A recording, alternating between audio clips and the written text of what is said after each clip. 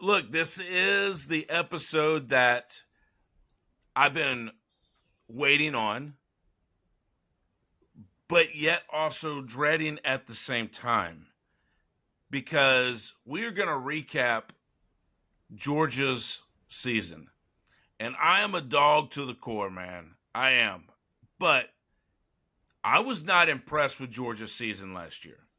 All in all, I mean, yes, we made the playoffs. Good job. We won the SEC. Way to go. We beat Texas twice. That was fantastic. But there was a lot of up and downs and a lot of struggles. So I'm going to go into this thing and just go through the list of the games real quick. And then we'll just kind of dive in there because I'm sure the Chicken's got a lot to say, as probably so is B-Dawg. So we opened up with number 14 Clemson, and we beat them 34-3. At that point, I was like, all right, we're good to go. Then we played Tennessee Tech, beat them 48-3. And then week 3 happened, and me and the Chicken were together on this.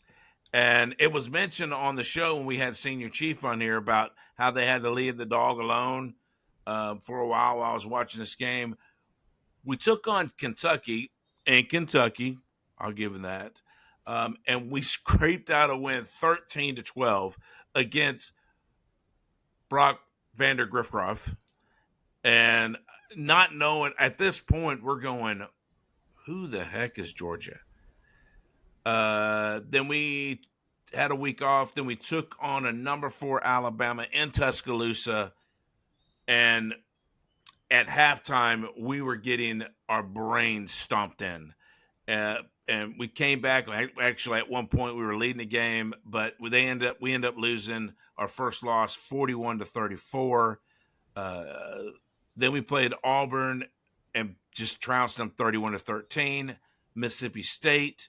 This shouldn't have been as close as if you go back and look at Mississippi State's season. Everybody beat the doors off of Mississippi State, and this was the first game that Van Buren was starting quarterback for Mississippi State. Should not have been this close, but it was 41-31. Where was our defense? I don't know. If I'm not mistaken, wasn't it like a very much like we had 41? It was like 41-17, and they kind of just scored in the last couple drives at the end of the game, or was it actually a close game? No, we had them handle most of the game, but it was just not pretty. It was not a good look. Yeah. Then I'm proud of this game. We took on number 1 Texas in Austin, and we beat them 30-15. Now that looked like Georgia. Then we took on Florida and handled business in Jacksonville 34-20. Then we had to meet up with my guy, Lane Kiffin. We took on number 16. How you doing? We took on number 16, Ole Miss, and just like they did to South Carolina, man, they trounced Georgia. Georgia didn't stand a chance. They beat us 28-10.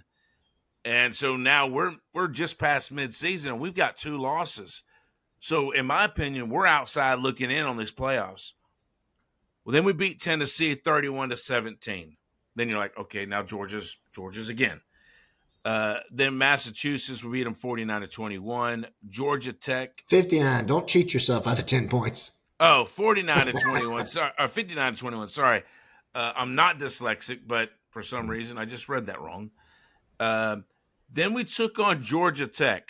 Now, Georgia Tech was not a bad team last year. They were not. They took down Miami. So they were not a bad team. But we beat them 44-42 in 8 overtimes. I could barely stand after that game because I'll just leave it at that. That was a fun one to watch. It was a fun game to watch. I can't imagine what it was like as a Georgia fan or even as a Tech fan, to be on one solid side of that matchup. But as a football fan, that was a fun game to watch. It was very, very stressful for sure. And it's like it would never end. Right. At one point, you wished it would have. Just end. I was sitting there in section 324, and I'm sitting there, and it's freezing. Keep this in mind as well. Were you there, dog? No, I was not there. It is freezing up there. Not only is it cold, you're probably 5,000 feet in the air, something like that. It is so cold, and at one point you just wish it was over. That's the point where you find some big girl and you snuggle right up to her. Wow. That just happened on this show. Yeah. So, but don't do that, B, because you've got a girlfriend. Well, me and her may not go well. We were snuggling. That's for sure. We were Careful, your father listens to this show. Hey. Yeah, that's right. This is clean. Look, so there are some things that happened a couple weeks prior to that between A&M and Alabama, and this allowed Georgia to go into the SEC championship. And we took on a number 2 Texas. Again, went into overtime, and we were successful. We beat them 22-19. And then that gave us a bye in the playoffs. And we talked about that before, and I think we'll talk about that again on this show. I think that bye is not a good thing to be in the playoffs. It's not good. But we took a bye. We went to New Orleans. I was actually at that game. The game got delayed because of the shooting, or that guy that was running through people with his vehicle in New Orleans. So it got delayed another game. It was just chaotic, but we ended up losing 23-10. Not the season that Georgia fans hope to be. Regular season 10-2, won the SEC championship, beat Texas twice. Those are the highlights, but there's also some things, as a Georgia fan, we always wanted to say that Nick Saban was the one that had our number. But maybe it's just Alabama in general, because Saban's gone and they still beat us. So there you go, chicken. I think the team that had Georgia's number this year was Georgia. As I look back over the season in trying to prep for this show, I would dub this season for the Georgia Bulldogs as who is Carson Beck? As you look at some of the numbers that he would put up, it was just so off and on compared to who we thought he was coming into the year, who we expected him to be. And every time that he would get a little bit of momentum, like even in the loss to Alabama, kid threw for 439 yards. And then you come back against Auburn, who did not have a great year. He throws for 240. On top of that, the up and down of Beck, is Beck throwing a bad ball? Is the receiver room not as talented as we thought they were, that they just can't catch what he's throwing? Where exactly is the dip? Well, if you look at the run game for Georgia this past season, it wasn't stellar either. And it hadn't been for a minute. It's been a minute since Georgia really had that true standout running back that was going to plow you for 100 to 150 yards a game, because that's Georgia football. You mentioned the game against Texas, the regular season game against Texas, when Georgia looked like Georgia. Ask yourself why. Because their defense was on the hunt. And then the offense followed. Every time Georgia tries to lead with offense and let their defense kind of shore up the back end of a ball game, they got problems.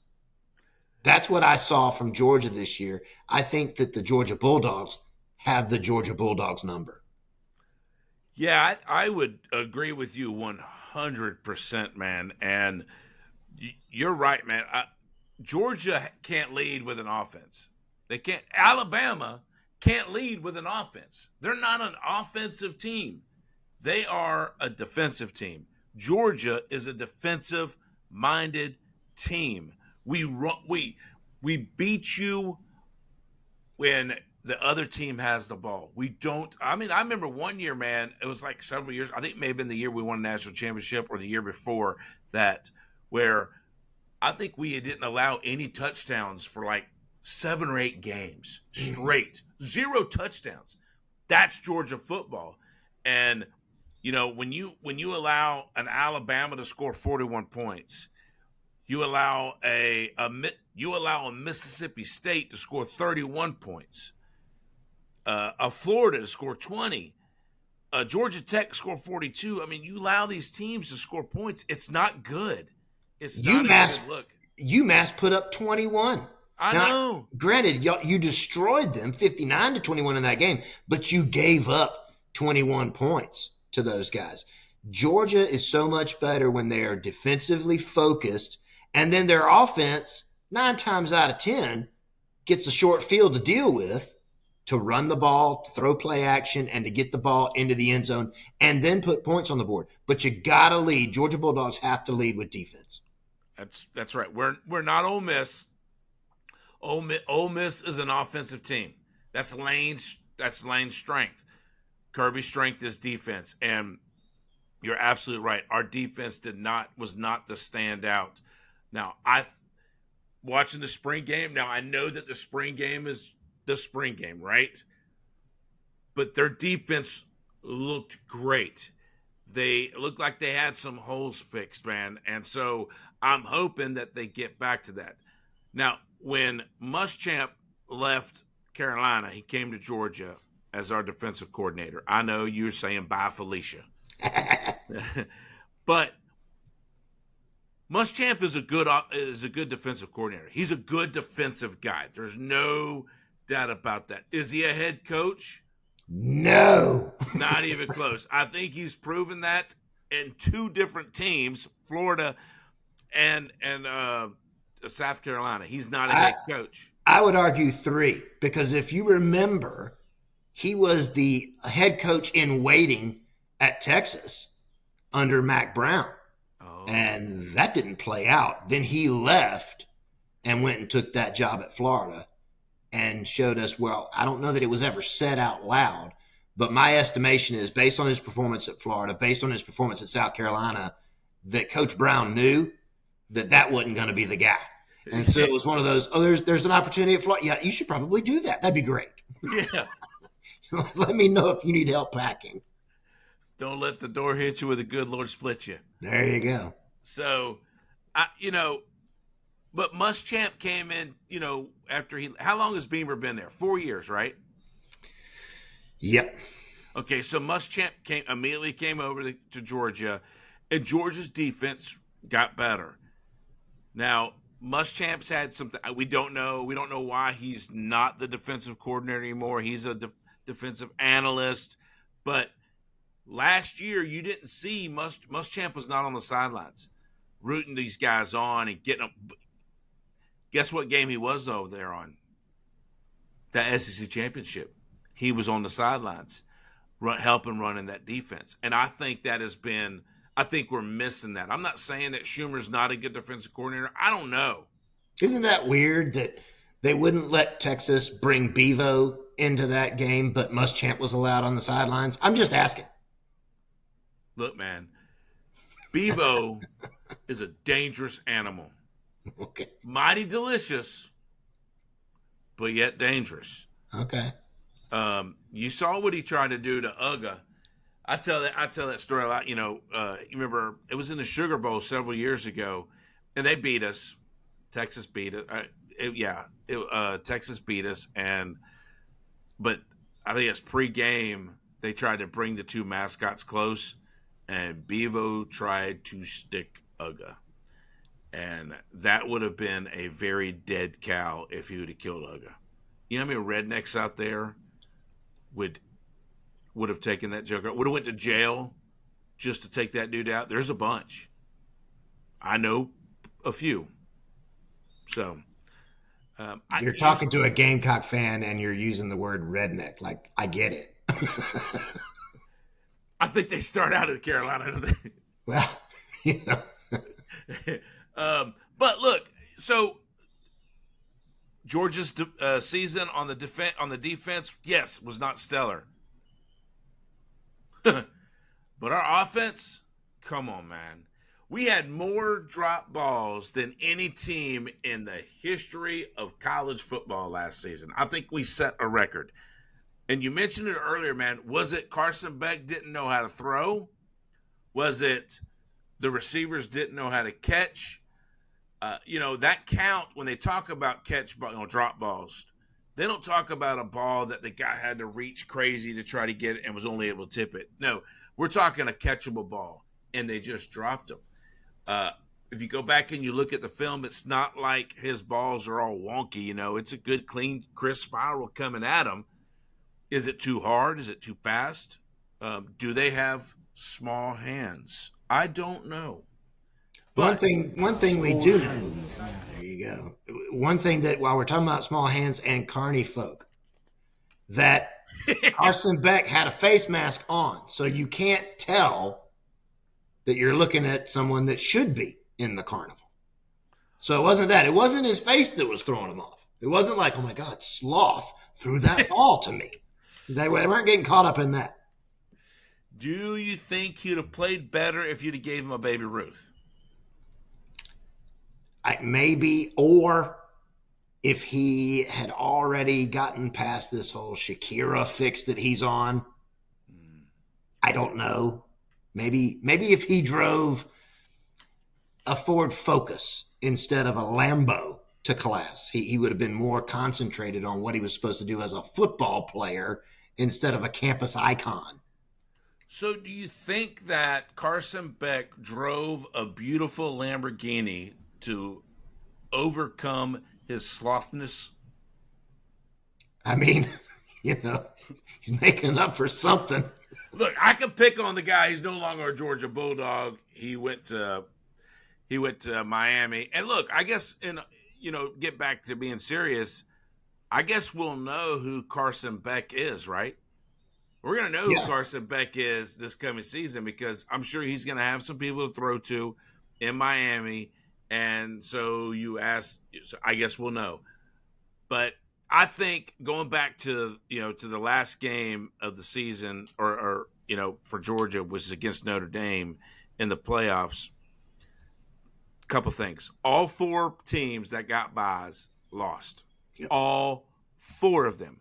So I do not think that is a good thing. Because the other 8 teams that got to play, they were all cold. Mm. Then they got a warm-up game, and now they had to play. I'm also going to kind of contribute that loss to, do I think Notre Dame was a better team than Georgia overall? I'm going to say no. I don't think they were. I don't think Notre Dame was a bad team. Don't get me wrong. I think they were pretty good. I think Riley Leonard was definitely he's a gamer. There's no doubt about that. He's got that it factor. He wants to win. He's never going to quit. He showed that in the national championship, even though they were getting throttled. He kept going and going and going and made it a game. But I think overall Georgia was a better team. But you put you put Gunnar Stockton. And if you look at Georgia's schedule or the year, it's not like Gunnar got a whole lot of playing time. It's not like we were killing people all season long and Gunnar was coming in at halftime and getting in a lot of reps. No. So he didn't get a lot of snaps in regular season. So I think the stage was too big for Gunnar Stockton in that Sugar Bowl in that playoff game. I don't know how I feel about that. I'm gonna bring something up here, and it's gonna lead into something else. So bear with me. We talked about Nico last episode, and the raw talent that he's got, and the fact that he is a good quarterback, especially playing his freshman year. Carson Beck this past season, Nico had 2,600 yards last year. Yeah. Carson Beck threw for 3,485 yards. That's not a slouch season. With all those drop passes. With all those drops, 3,485 yards. 28 touchdowns, and 12 picks. Okay, maybe that's more interceptions than you want out of a Heisman contender at the beginning of the season quarterback, a quarterback that you're expecting to lead your program to possibly another national championship appearance. But a great year, a really solid year out of Carson Beck, despite all the drops. I come back to Georgia being its own worst enemy. If you look at the running game that Georgia put up this past season, you didn't have any single running back, not only that didn't hit 1,000 yards on the ground, but you didn't have one that broke 700 yards on the ground. Nate Frazier, 671 yards. Trevor Etienne, 609 yards. Now, I know that there's a lot of platooning going on in college football now, and let's get fresh legs in the backfield. But Georgia football has an identity, just like you mentioned it earlier. Alabama has an identity. South Carolina has an identity that when they play football this way, they tend to be successful. When they try and get cute, like the Brad Knott era, they're not so good. Right? So when you embrace your identity as a historical football program, good things tend to happen. I would argue that Georgia maybe is a little bit lost in who they really are. You talked about the GOAT, Nick Saban. This is where I'm going with all this. That he may have had Georgia's number for several years. Think about who Nick Saban was as a head coach of a massive program and who Kirby Smart is as the head coach of Georgia, and a lot of the comparisons and, well, Kirby's the best now, blah, blah, blah, because Nick Saban hung it up. One of the things that Nick Saban did well was in the coordinators and the assistant coaches that he brought into his program at Alabama. Your chicken scratch moment for this episode, brought to you by Off the Chain Kennels, OTC Kennels on Facebook and Instagram, breeders of champions. Your chicken scratch moment is Kirby anywhere near where Nick Saban was when it comes to recognizing the proper people to bring into his program at Georgia, not their program at Georgia? Kirby, this is not where you bring in your sorority sisters from your days at Georgia with Muschamp or Bobo, excuse me. This is not where you bring in your friends. What's the line from Jerry Maguire? This is showbiz. This is not show friends. Is that some of the underlying issue, not the issue, but some of the underlying issue in Georgia, knowing who Georgia is and taking up the mantle, because it's a big one, of being the defining program in the SEC? There's opportunity right now to decide who is going to be the defining program in the Southeastern Conference right now. For years, it's been Alabama. I don't care that LSU had that wonderful season in 19 and won the national championship. That's great for them. That didn't make them the defining program in this conference. Right. Alabama has held that title for a long time. It's up for grabs right now. And if Kirby is going to be the coach that we all think he is, then he's got to do the things necessary to grab that mantle and carry it. Yeah. I probably couldn't agree with you more on that. Nick Saban, you're welcome. Nick Saban was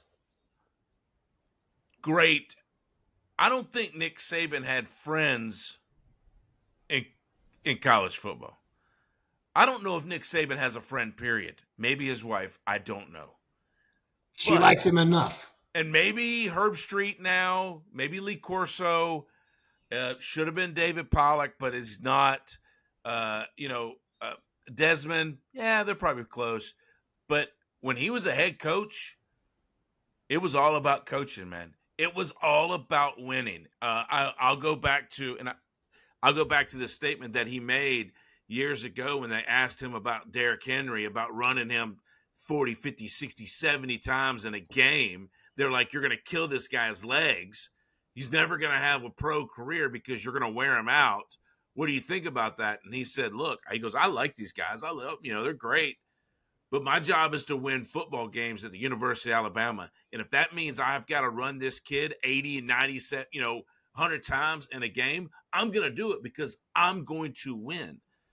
Kirby Smart right now, and I like what you said about, that mantle is up to grab. Somebody gets to grab that torch and run with it. And I think Kirby has the opportunity, but he's going to have to get rid of his pals. Mike Bobo is his pal. I get that. But Mike Bobo is the same Mike Bobo that we had under Mark Richt that, yes, has flashes of great, but is so easy to read. He's typical, and I think he's trying to take Georgia away from what Georgia is supposed to be, which is a run first, I'm going to knock you in the freaking mouth football team. And I don't think we're there. I think Bobo's trying to take us away from that, and it's not good.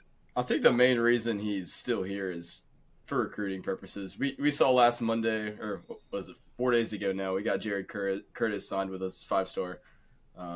Number one quarterback. Yeah, number one quarterback out of Tennessee, Nashville Christian. But him and his family are very close to Mike Bobo. And I think that's what it ultimately came down to. So maybe he was one of the key factors in why Bobo ended up staying for the 25 season. And I don't have a problem with that. In fact, before the show, Dawg, you asked me or tried to pick my mind about the fact that Bobo spent some time at the University of South Carolina. And he did. And I don't have a problem. I don't look back on his time here the same way that I do Muschamp. Muschamp did everything he could to single-handedly destroy the fact that we even play football here. And that's probably the only thing that he's been successful at in his head coaching career is dismantling our football team. However, you didn't do enough, big guy. We're back. I digress. I believe that Bobo did good things during the time that he was here at South Carolina. He was going to be Shane Beamer's first offensive coordinator at the University of South Carolina. And I bring that up to say this. He's currently the OC at Georgia. He was going to be the OC at Carolina. I think in the beginning of Shane Beamer's tenure here, that would have been a good thing for the University of South Carolina. Why? B-Dawg, you mentioned it. His ability to recruit. He's tied into this conference and has been for probably his entire life, at least his adult life. So he knows where to go. He knows the players to talk to. He knows the coaches, and he can bring in that talent to a University of South Carolina. You're at Georgia right now, and we've talked about, I want to make perfectly clear so that none of the bozos that listen to this show will misunderstand me, right? Yes, the mantle is up for grabs. No, I'm not saying that Beamer's going to grab it right now. Get out your Q-tips, clean out your eardrum, and hear me again.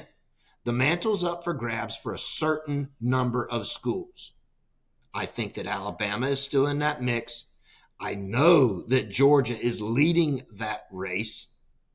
Texas is in that mix. I don't know that there are many outside of that three that are really grabbing at that mantle right now. Bobo at Georgia, maybe as a recruiting coordinator, I'm not saying that you take him off of the staff, but he's not an OC fit at the University of Georgia. You've got to have somebody else that comes and takes charge of that offense. And again, kind of turns Georgia back, brings that battleship back around to being who Georgia football is. Is Bobo the guy that can get the right players to come to UGA? Maybe, sure, I don't know. But he's not the guy that can lead your offense. Yeah, I would do, because Georgia's got, if they can afford to pay Carson Beck enough money to buy him a Lambo, a Mercedes, a Land Rover, $1 million house. I don't know what all they paid him, but the boy was making some freaking money. Tickets to Shakira, whatever. Yeah, they got enough money, man, where they could actually.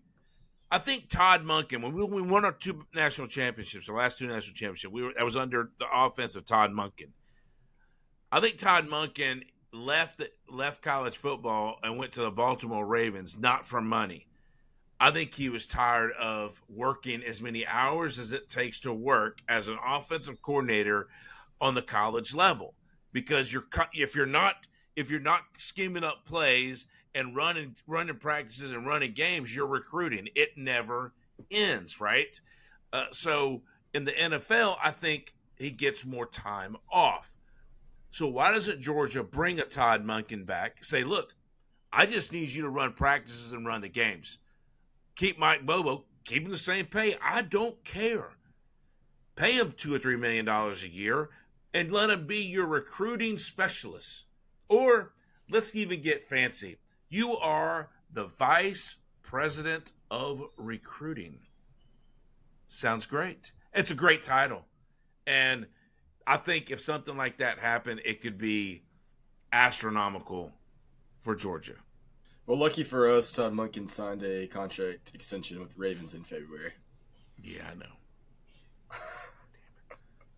And he's making way more money there. You think so? Oh, yeah.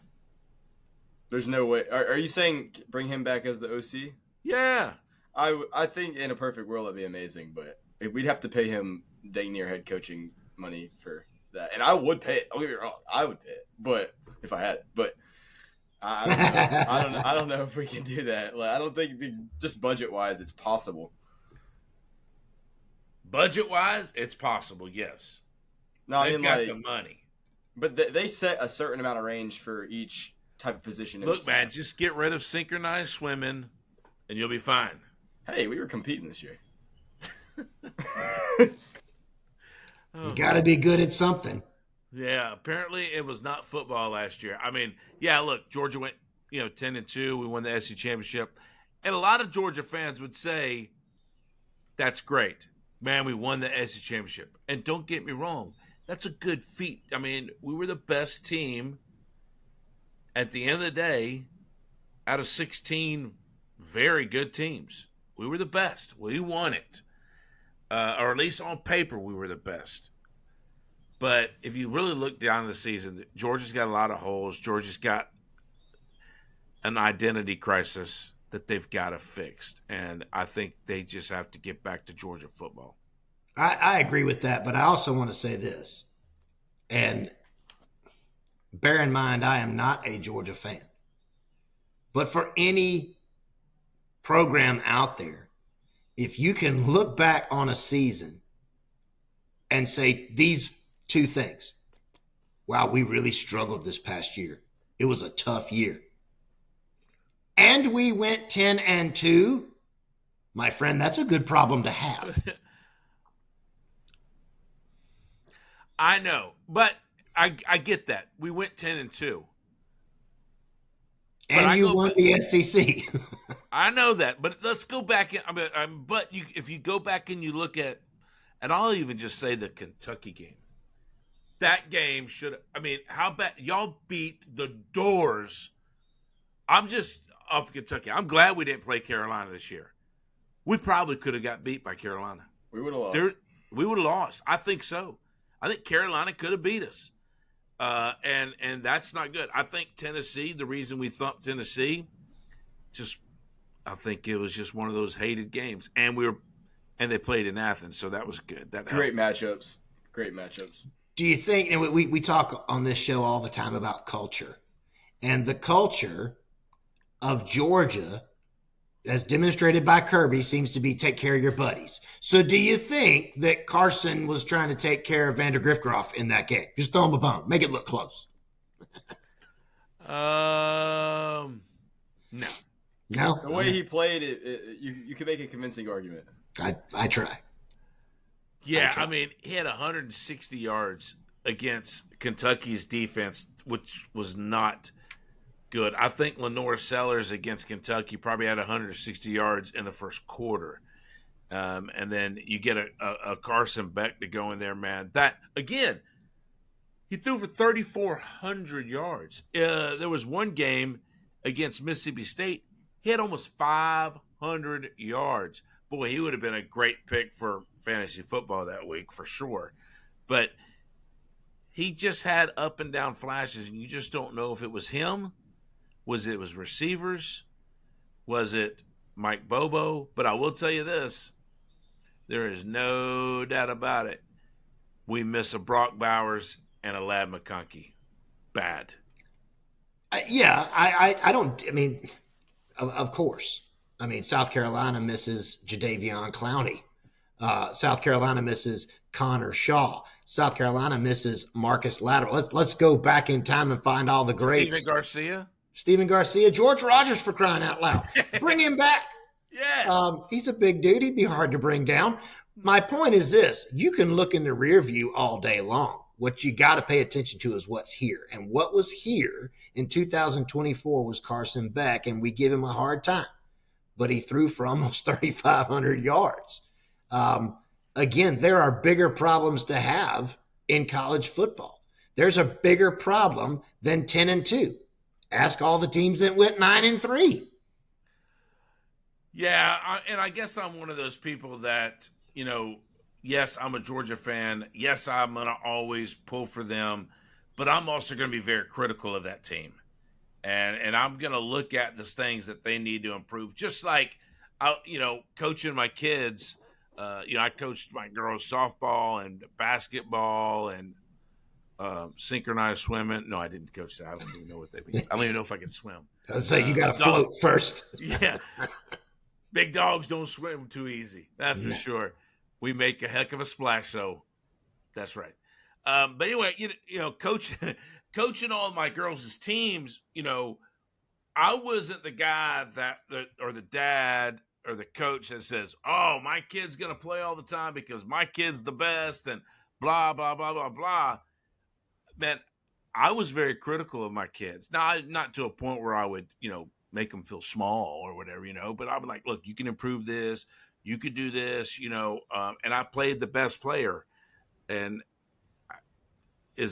I think that kind of goes back to Kirby, man. Kirby, you gotta play the best people, man. And that doesn't just mean people that are on the field. That means people that are up in the box calling their plays, man. Get it right.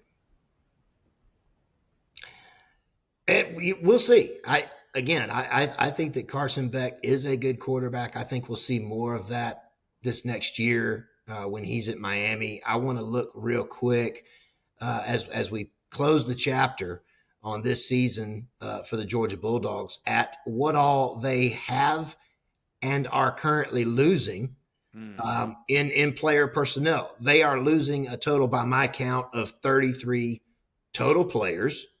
Okay. That's 15. That's one of the lower numbers in the SEC. 15 that are transferring out of the program, and to include Carson Beck. He's transferred to Miami. Jaden Rashada has transferred out. 15 total players transferring out. 14. That's right. 14 players that you lost to the NFL. 4 of your 5 starting offensive linemen are now playing somewhere for a lot of money on Sundays. And 4 players you lost to graduation. That's it.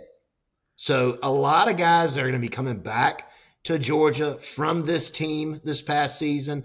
A lot of talent that's going to be coming into Georgia via new recruits, via transfer portal. I think the future remains bright for Kirby. Again, it's the good problem that you have is you're not trying to build necessarily. You're trying to tweak. Yeah, I think that's probably pretty fair, right? We sent a lot of people to the draft this year. There's no doubt about that. And, Carson Beck originally came out and said he was going to the draft. He says, I'm going to NFL, and left. And I guess didn't I don't know how all that works now. It used to be once you sign with an agent, you're done. But now you're allowed to have agents in college football. So I don't know how all that works anymore. But I think, before he signed on whatever dotted line it needed to sign that he declares for the draft, Miami called up and said, hold up, swole up. I'm fixing to pay you. And I don't blame him for doing it. We'll talk about this next week when we talk about Quinn Ewers. Quinn Ewers probably should have done the same thing. And going into leaving Texas, but he didn't. He got drafted. Now he's a Dolphin. He's right. A Dolphin. Now he's a Dolphin. That's a good fit for him. Yeah, it is. I think if Tua, inevitably gets another concussion, then there's a chance. Him and Zach Wilson are down there now. So, yeah, I think he could be a good fit in Miami. But we lost a lot. We lost some to the portal, like you said. It was 13. That's 15 to the portal. That's very low. And we'll talk about this on the forecast show, who we got coming in, but we did get 2 stud wide receivers. So that should help fill in some of those gaps this year. And hopefully we get back Branson Robertson, he's not coming back. He's Georgia State. Who was the other one? What do you mean? I thought we had another kid that was hurt. Who am I talking about? Roderick Robinson? Yeah, that's what. Yeah, I'm so confused. I believe he's either floating in the portal still or he did decide to come back. It doesn't look like he's decided quite yet. But yeah, Branson's off of Georgia State, which is a huge drop off. I mean, come on now. That's insane. I think he must be trying to be a workhorse down there. But yeah, I think he wants the majority of the carries. He's looking, if he had stayed at Georgia, he's looking at splitting time with Nate Frazier coming in. Now, Roderick Robertson did have a fairly decent year, 2 games played. He's on what I look at, he's not showing as being in the portal or transferring out right now. So that's what I was talking about. Yeah. Branson is much better than Roderick, though. Roderick can't stay healthy, but neither of them, I guess, can. But when healthy, I think Branson's a lot better. I think Nate Frazier looks almost like a Swift, man. He's pretty good, man. I think he'll do well. And we got another freshman running back that was pretty 5-star, 4-star. Edwards. Let me see. Yeah, so we got Bo Walker, excuse me. Yeah, but I will say this, though, and I'm going to have to really agree with the chicken, man. If Georgia wants to really plug in the holes, man, to be a national championship contender, I think we have to get that running game up and running. I think a lot of last year's kind of offensive failures. I know we talked about Carson throwing for almost 3,500. Like, that's huge, but I think a lot of these drops and a lot of the slow offensive moments was due to the chemistry. I don't think he was a leader, and I think that's something that will change this year. You think Gunnar Stockton's the leader? I think he's a better leader. I'm not saying he's going to throw for 3,500, but I think the offense, you could just see how the offense looked right when he came in that Texas game, second game of the year, second time we played Texas in the SEC. Like, I think the way he looks like he actually has the respect of the team, and I don't think Carson had that. I think he was focused on the money. Well, if you look at Carson Beck, I mean, he drove a Lambo, right? From what I was told, Gunnar Stockton drives an old F-150 that he's had forever, and so this I mean, that ought to tell you who he is, right? That kind of speaks volumes. They just say he's a good old country boy, kind of like Fromm, and I just hope he's a little bit more talented than Jake Fromm. It was his grandpa's truck. Yeah, it's an old 150. Just a 2-door. I love it. It's awesome. I think that he's got the opportunity, and I go back to when he was a recruit for the University of South Carolina, that he's just got that similar on-field attitude of a Brett Favre. That I'm going to do whatever I've got to do to get that first down, to get that inch, to get the nose of the ball across the goal line. You saw that during the time when he came in the SEC championship game and got his bell rung. Oh, my God. It was awful. His focus was on picking up inches and yards. It was not on, is this going to hurt a little bit? Mm-mm. And then what happened? He got right back up. He got right back up. Found his helmet, Not sure that he found out where he was on the planet at that point in time, but he found his helmet and he was ready to go until his offensive lineman was like, "Nah, bro, you got to go sit down now. Your helmet came off." Yeah. He was ready, though. He was ready. And then the real leader stood in, right? He came in. Yes, Kirby made a decision to send Beck back out there. One arm Beck. He had one arm at the time. But don't screw it up. Turn around and hand it to this guy. Yeah, I think Gunner's going to do a really good job for Georgia. And keep in mind, Gunner Stockton, and I'll probably say this again when we do the forecast show, just as a reminder, but Gunner Stockton, as a high schooler, he broke 2 records in the state of Georgia. One was held by Deshaun Watson, and the other one was held by Trevor Lawrence. So this dude knows how to play football. There is no doubt about that. So I'm excited. I'm hoping the future looks good. I hope Bobo can get out of his way and let this boy win. But I guess all in all, not a bad season for Georgia in 2024. I guess, like I said, there are 3 schools, and you can bring Missouri into the mix and say that there are 4, but there are 3 that were outside the playoffs looking in at 9-3 records that would say, yeah, Georgia had a good year at 10-2. That's a good fallback year to have. Yeah,